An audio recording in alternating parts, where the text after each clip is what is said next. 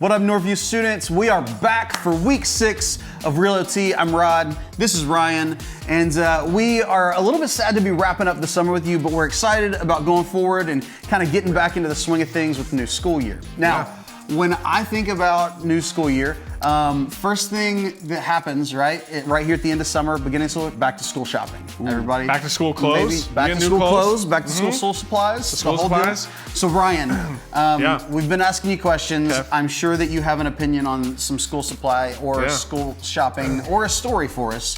What do you think? Give us something about back to school stuff. Well, actually, probably the last year I did back to school shopping was the summer before my freshman year of college.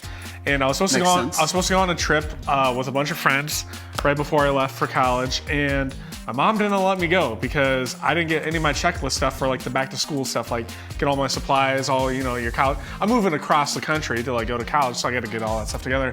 And I was leaving in like 5 days for college. Small town. Didn't do it, Small town South Dakota kid moving to the big town. Exactly. And I'm like, I want to be independent, Mom. And I like didn't talk to her for like 4 months after that, after she didn't let me go on that trip. You didn't talk to your mom for 4 months? No, it was really bad. Sorry, Mom. Terrible. I love you. If you're watching this, I love you. You're if great. You are but that was the worst back to school thing ever. It was terrible. That is a terrible story. If you were going back to college, or if you're going to college right now, do not like skip 4 months of talking to your mom. Number one.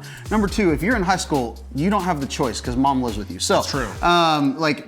Don't skip the conversation with mom. Anyways, back to school. I hope that you guys are enjoying. You're getting ready to go back to school this fall. But right now, we're gonna jump into our last week, our last story for the summer for the Real O.T. We're talking about Joshua and Joshua leading the Israelites to Jericho. Yeah. Isn't that the story where like they went around the city like 7 times? They're like, no, well, yes, but no. They had to do it like a bunch of times, didn't they? That's terrible. Just enjoy the video on Joshua on the walls of Jericho.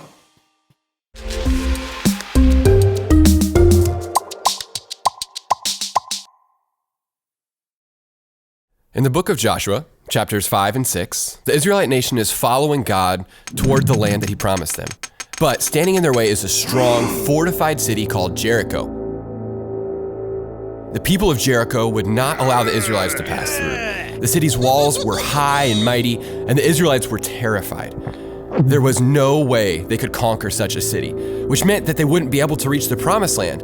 But then God sent an angel of the Lord to tell Joshua how they were going to defeat the city. It was something that caught them off guard. All Joshua had to do was whip up a quick dab, hit the woe, and yeet! Were you just speaking in tongues? No, that's how all the youths are spilling the tea these days. Yeah, nobody talks like that. You see, God told them to walk around the city every day for 6 days without saying a word the whole time. That is a ton of walking. That must have been awkward to walk in silence. I mean, I couldn't imagine staying quiet for that long. If only. Wait, what was that? Nothing. And it wasn't silent. The whole time, God instructed the nation of Israel to be blowing trumpets nonstop as they walked around the city. The nation of Israel did exactly as God instructed. For 6 days, they walked around the city while blowing trumpets. Then, on the 7th day, they rested because it was the Sabbath. No, the opposite. They walked around the city not just once, but 7 times. And after the 7th time, on the 7th day, the army of Israel stood before the city of Jericho and shouted loudly with trumpets.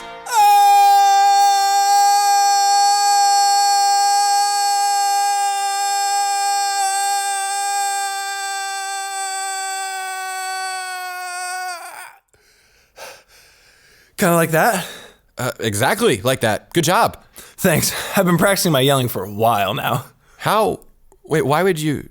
Never mind. Anyways, after they yelled, the walls of the city came tumbling down.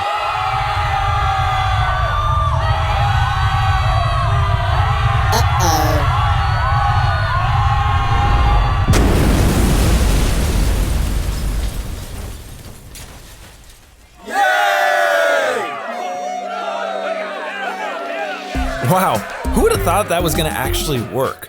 You know, I've got this neighbor who's really been bugging me. I think I just came up with a pretty good idea. Okay, I know you've been practicing a lot, and your yelling sounds great, but I don't think that's a good idea. Okay, I'm out of here. You know, Joshua really is one of my favorite characters from the Old Testament. He gets to be a part of so many of these incredible moments as we watch the Israelites be led into the Promised Land. And even this story, as he goes to Jericho, we get to see just this absolute obedience and submission from him that really shows how God will move and work when we are willing to act like that, when we are willing to be obedient and submissive to him and his will. So really jump into Joshua chapter 6 and see how just unreal that story really is in the way that God worked.